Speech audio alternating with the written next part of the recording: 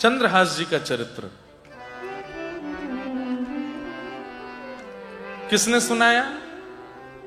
नहीं, किसने सुनाया? नारद जी ने। थोड़ा ना अब ऐसे बैठना, थोड़ा सुनिए आप। नारद जी ने, बिल्कुल बहुत अलग कथा है, बहुत अद्भुत है। हमारे परम पूजनीय प्रातः स्मरणीय श्री बक्सर वाले मामा जी, उनसे मैंने सुनी थी। हमारी माता जी बचपन में हमको सुनाती थी, लेकिन पिछले साल लुधियाना में कथा थी 2 दिन की, तो वहां मैंने ये चरित्र कहा था। उसके बाद से अवसर ही नहीं मिला, तो आज सोच रहा था क्या कहूं, तो मन में सबसे पहला नाम चंद्रहास जी का आया, तो मैंने कहा यही सुनाते हैं। बहुत ध्यान से सुनिएगा, सब लोग केंद्रित होकर बैठिएगा। नारद जी महाराज के अनेक भक्त हैं। इनके राक्षस भी भक्त हैं, भक्त भी और देवता भी भक्त हैं, इंसान भी भक्त हैं नारद जी के।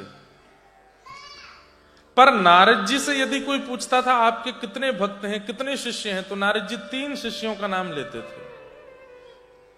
और इन तीनों शिष्यों का चरित्र स्वयं नारद जी ने कहा। कितनी बड़ी विशेष बात है कि गुरु की महिमा शिष्य गाता है, पर शिष्य की महिमा गुरु गा रहे हैं। तो सोच लीजिए कि शिष्य किस स्तर का होगा। तो पहला जिसका नारद जी ने चरित्र गाया, ध्रुव जी। भागवत में कथा आती है ध्रुव भक्त की। दूसरा जिनका चरित्र नारद जी ने गाया, श्री प्रहलाद जी। और तीसरा जिनका चरित्र नारद जी बोल रहे हैं, वो है चंद्रहास। और आपको सुनकर के आनंद होगा, इस कथा को सुन कौन रहा है? अर्जुन और स्वयं द्वारिकाधीश ठाकुर जी बैठ करके सुन रहे हैं। तो कथा ऐसे प्रारंभ होती है कि महाभारत युद्ध से पूर्व और बाद में पांडवों ने यज्ञ किए थे अश्वमेध। महाभारत युद्ध के बाद जब अश्वमेध यज्ञ किया, तो अश्वमेध यज्ञ में एक नियम होता है कि जो राजा अश्वमेध यज्ञ करता है वो घोड़े छोड़ देता है, और घोड़े के आगे पीछे सेना चलती है, और बोर्ड लेके चलते हैं, उस पर लिखा होता है जिस जिस राज्य से ये घोड़ा निकलेगा वो सब राज्य उसके हो जाएंगे जिसने घोड़ा छोड़ा है। अब जैसे किसी के राज्य में घोड़ा प्रवेश कर रहा है और वो राजा कहे नहीं मेरा राज्य किसी का नहीं होगा, तो घोड़े को बंदी बनाओ और सेना से युद्ध करो। युद्ध करके सेना को परास्त कर दिया तो अश्वमेध यज्ञ वहीं विश्राम हो जाता है। लेकिन सेना ने यदि उसको परास्त कर दिया तो वो जो नगर है वो ऑटोमेटिकली राजा का हो जाता है। मतलब एक बात बड़ी सिंपल है, या तो राजी राजी स्वीकार कर लो कि मैं अपना राज्य उस राजा को देता हूं, या फिर युद्ध करो। अश्वमेध यज्ञ में जो घोड़े छोड़े जाते हैं उनका यह नियम होता है। तो युधिष्ठिर जी ने घोड़े छोड़े हैं, पीछे पीछे धनुष बाण लेकर के गांडीव धनुषधारी अर्जुन चल रहा है। जिस जिस राज्य में घोड़े प्रवेश करते हैं, राजा देखते हैं कि भाई पांडवों से युद्ध नहीं कर सकते, तो वो पहले ही अपनी हार स्वीकार कर लेते हैं। लेकिन कोई कोई राजा कहते हैं नहीं हम अपना राज्य नहीं देंगे, तो अर्जुन उनसे युद्ध करके परास्त करके उस राज्य को अपना लेता है। वही घोड़ा पूरी पृथ्वी की परिक्रमा करके जब लौट के वापस आ जाता है, तो वही राजा कहलाता है चक्रवर्ती सम्राट पूरी पृथ्वी का, क्योंकि उसके घोड़े को कोई बंदी नहीं कर पाया। सब जगह से घोड़े निकले, राजा स्वीकृति देते गए, कई जगह नहीं भी स्वीकृति दी तो अर्जुन ने लड़ करके स्वीकृति ले ली। बस हस्तिनापुर थोड़ी ही दूर था, घोड़ा पूरी पृथ्वी की परिक्रमा करके लौट के आ ही रहा था, तो हस्तिनापुर से थोड़ी ही दूर पूर्व में एक कुंतलपुर नाम का एक क्षेत्र पड़ा। जैसे ही घोड़ों ने उस क्षेत्र में प्रवेश किया तो किसी राजा ने आके घोड़ों को चुराया नहीं, रोका नहीं, घोड़े अपने आप अंतर ध्यान हो गए, गायब हो गए। अर्जुन ने जैसे ही देखा घोड़े कहां गए, अपनी तलवार निकाल करके ललकारने लगा, कौन है, किसने मेरे घोड़ों को अंतर ध्यान किया है? अरे कपटी, अरे छलिया, छुप करके क्या करते हो, सामने आओ, युद्ध करो मेरे साथ। बहुत ललकारा, कोई नहीं आया, तो अर्जुन ने अपने गांडीव धनुष को उठा करके एक बाण छोड़ा। वह बाण अंतर्ध्यान व्यक्ति को भी खोज करके उसको मार देता है, ऐसा बाण चलाया। और जैसे ही उस बाण का अनुसंधान करके अर्जुन ने बाण छोड़ना चाहा, इतने में ही आकाश से आकाशवाणी हुई और नारद जी प्रकट हो गए। बोले अर्जुन रुक जाओ, अपना धनुष रख दो, बाण रख दो। आप क्या कह रहे हैं नारद जी? हमारे घोड़े बंदी कर लिए जिसने, उसको मारने से मना कर रहे हैं, ढूंढने से मना कर रहे हैं। तब नारद जी प्रसन्न होकर बोले, ये शत्रुता करने वाला राजा नहीं है, ये तो तुम्हारा मित्र बनने योग्य राजा है जिसने ये काम किया है। ये कोई और नहीं है, कुंतलपुर नरेश चंद्रहास। बोले चंद्रहास? बोले हाँ, ये मेरा शिष्य है और ये तुम्हारा मित्र बनने योग्य है। तो अर्जुन बोले ऐसी क्या खास बात है उसमें जो मैं उसको अपना मित्र बनाऊं? तब नारद जी कहते हैं कि जैसे तुम कृष्ण भक्त हो, ऐसे वह भी कृष्ण भक्त है। वो ठाकुर जी से प्रेम करता है, ठाकुर जी का बहुत बड़ा प्रेमी है, कृष्ण प्रेमी है, कृष्ण भक्त है। ये बात सुनते ही अर्जुन ने अपने गांडीव धनुष को छोड़ दिया और कहा कि अब मुझे उनसे लड़ना नहीं, अब मुझे मिलना है। बंधुओं, हमारे अष्ट सखा कहते हैं कि ठाकुर जी आपसे प्रेम करते हैं, इसका प्रमाण क्या है? आप ठाकुर जी से प्रेम करते हो, इसके प्रमाण तो बहुत दे देते हो। आप माथे पर तिलक लगा लोगे, नाम जप करने लग जाओगे, वृंदावन वृंदावन गाने लग जाओगे, हर महीने ऑस्ट्रेलिया से वृंदावन जाने, इससे ये प्रमाण हो जाएगा कि आप ठाकुर जी से प्रेम करते हो। कोई भी भारत से कथा वक्ता आते हैं, संत जन आते हैं, वैष्णव जन आते हैं, तो आप इतनी संख्या में पहुंच जाते हो, छुट्टी ले लेते हो, लीव डाल देते हो, इससे प्रमाणित हो जाता है कि आप ठाकुर जी से प्रेम करते हो। लेकिन ठाकुर जी आपसे प्रेम करते हैं, इसका क्या प्रमाण है? तो हमारे अष्ट सखा कहते हैं, जाको मन रसिकन की सेवा, जाको मन रसिकन, सब लोग गा सकते हो, ताको मन संतन की सेवा, ताको मन संतन की सेवा, संत चरण रज सदा लुभाने, संत चरण रज सदा लुभाने, गिरधर जब अपनों कर जाने, गिरधर जब अपनों कर जाने, गिरधर जब अपनों कर जाने, गिरधर जब अपनों कर जाने। जैसे कोई व्यक्ति पहाड़ देख लेता है तो उसके रोंगटे खड़े हो जाते हैं, चिल्लाने लगता है, हो कितना सुंदर कितना सुंदर। कोई समुद्र देख लेता है तो नाचने लगता है, कोई बर्फ देख लेता है, बर्फबारी हो जाए तो खुश हो जाता है, किसी एक्टर को देख लेता है तो खुश हो जाता है, कोई राजनेता को देख लेता है तो खुश हो जाता है। ऐसे ही मेरे नगर में, मेरे शहर में, मेरे देश में कोई वैष्णव आ रहे हैं, ये सुन के जिसके नेत्र सजल हो जाते हैं, हृदय आनंदित हो जाता है और बस वो व्याकुल हो जाता है कि मुझे जाना है, मुझे जाना है, उनसे मिलना है, उनको प्रणाम करना है, उनकी बातें सुननी है, उनको देखना है। ये अपने लिए नहीं बोल रहा हूं मैं, ये मैं सबके, कोई भी आवे आपके देश में, सबके लिए। मैं अपने शिष्यों को भी एक ही आज्ञा देता हूं कि कभी हमारी भी कथा सुनते हो तो किसी और की नहीं सुनना, ऐसा नहीं करना, ठाकुर जी की प्राप्ति नहीं होगी। सब वैष्णवों के प्रति समभाव रखो, प्रेम भाव रखो। ठाकुर जी कहते हैं, मैं जिससे प्रेम करता हूं उसका लक्षण क्या है कि उसको मेरे दूसरे भक्तों से बहुत प्रेम होता है।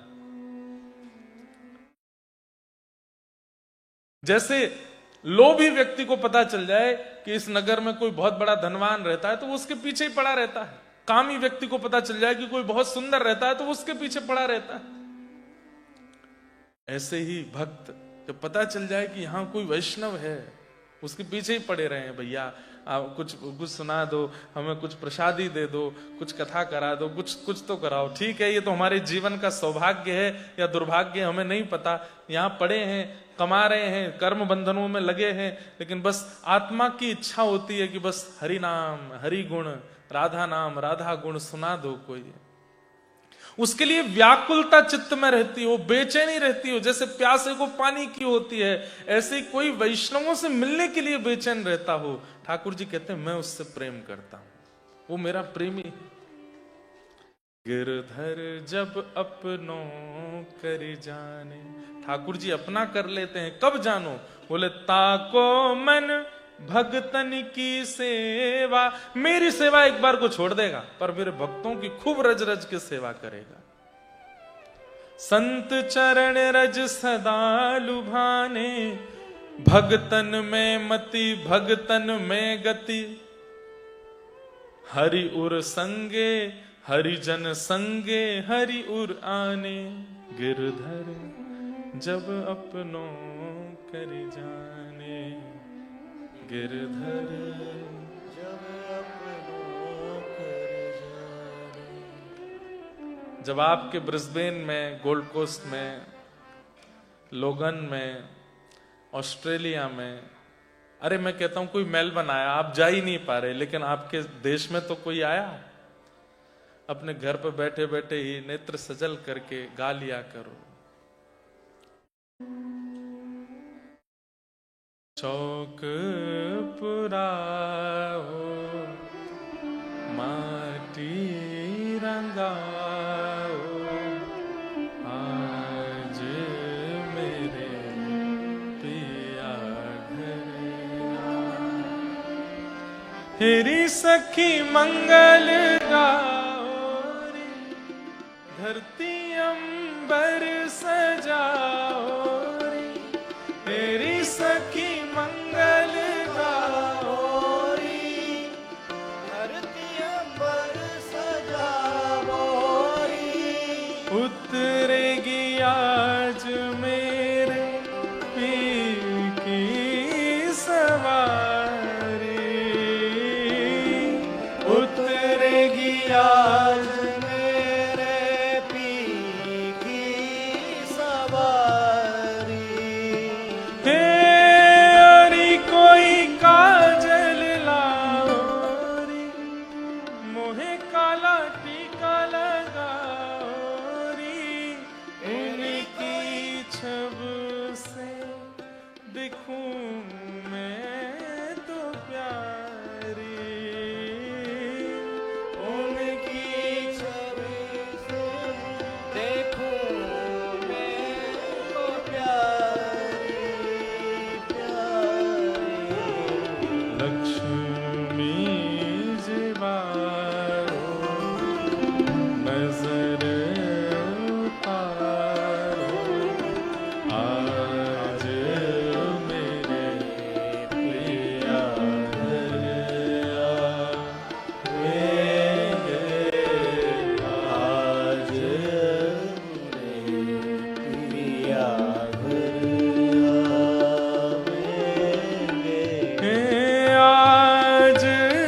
मेरे पिया घर आवेंगे, आज मेरे पिया घर आवेंगे, आज मेरे घर आवेंगे। नंद नंदन के प्यारे मेरे घर आए, नंद नंदन के प्यारे, आज मेरे घर नंद नंदन के प्यारे आए हैं, व्रजवासी आए हैं, वैष्णव आए हैं, संत जन आए हैं, रसिक जन आए हैं, कथा सुनाने वाले ऐसे रसिक जन आए हैं। इन बातों को सोच करके जो बहुत प्रसन्न हो जाए और बिल्कुल अष्ट सात्विक भाव उसके चित्त में प्रकट होने लग जाए, ठाकुर जी कहते हैं मैं उससे बहुत प्रेम करता हूं, मैं उसके लिए, मैं उसकी नजर मैं उतारता हूं जो मेरे रसिकों से प्रेम करे। अर्जुन ने अपने गांडीव धनुष को छोड़ दिया और कहा नारद जी मुझे सुनाइए, कृष्ण कृष्ण प्रेमी है चंद्रहास। बोले हाँ। नारद जी बोले अभी मैं तुमको चरित्र नहीं सुना सकता उनका। क्यों? तुमको घोड़े लेकर के जल्दी पहुंचना हस्तिनापुर, नहीं तो यज्ञ पूरा नहीं हो पाएगा युधिष्ठिर का। तुम तो जल्दी से घोड़े लो और पहुंचो। अर्जुन कहता है कृष्ण प्रेमी भक्त पर 100 अश्वमेध यज्ञ वार दूंगा मैं। अरे फिर से अश्वमेध यज्ञ हो जाएंगे, फिर से ये सब हो जाएगा, लेकिन आपने अब छेड़ दी है बात तो पूरी कीजिए। ये कौन है चंद्रहास, इसके बारे में मुझे बताइए ना। और बैठ गए अर्जुन वहीं पर। इसलिए ठाकुर जी को बहुत प्रिय। अर्जुन को सामान्य मत समझा कीजिए, बहुत बड़ा पराक्रमी है, बहुत बड़ा विद्वान है, बहुत बड़ा धनुष बाण चालक है, सारे गुण हैं उसके अंदर। लेकिन पिघल जाता है कब? जब सुन लेता है कि कहीं कृष्ण लीला सुन रहा है, कोई कृष्ण प्रेमी आया है। हनुमान जी महाराज कम बलवान है क्या? अष्ट सिद्ध नवनिध के असवर दीन जानकी, राम रसायन तुमरे सदा रहो रघुबर के, तुमरे भजन जन्म जन्म के। लेकिन ऐसे हनुमान जी के लिए क्या कहा जाता है? प्रभु चरित्र सुनवे को रसिया। रसिया का मतलब जानते हैं? जो रस में डूब करके श्वास लेने भी बाहर ना आता हो, उसी में ही डूबता ही रहता हो, उसको रसिया बोलते हैं। हम आप सब भी रसिया हैं, पर हम कैसे हैं? रस में जाते हैं, फिर थोड़ी श्वास लेने बाहर संसार की आ जाते हैं। यहाँ कैसा है ऑस्ट्रेलिया, कितने डॉलर के रेट चल रहे हैं, क्या चल रहा है क्या। पर एक बार रस में डूबा फिर निकला ही नहीं, उसको रसिया बोलते हैं। हम लोगों में और कृष्ण प्रेमी भक्तों में अंतर क्या है? ध्यान से सुनना। हम लोग भक्ति तो हमारी छुपी रहती है, गुण प्रधान रहते हैं। गुण प्रधान मतलब मैं धनवान हूं, मैं संपत्तिवान हूं, मैं पत्नीवान हूं, मैं बच्चावान हूं, मैं ये हूं, मैं वो हूं, मैंने ये डिग्री हासिल की है, मैं इतनी मेहनत करके ऑस्ट्रेलिया में शिफ्ट हुआ हूं, मैं इतना परिश्रम करके। आज हमारी सारी चीजें प्रधान रहती हैं। और ठाकुर जी के प्रेमियों में क्या उनके गुण सारे छुपे रहते हैं और भक्ति ही प्रधान रहती है।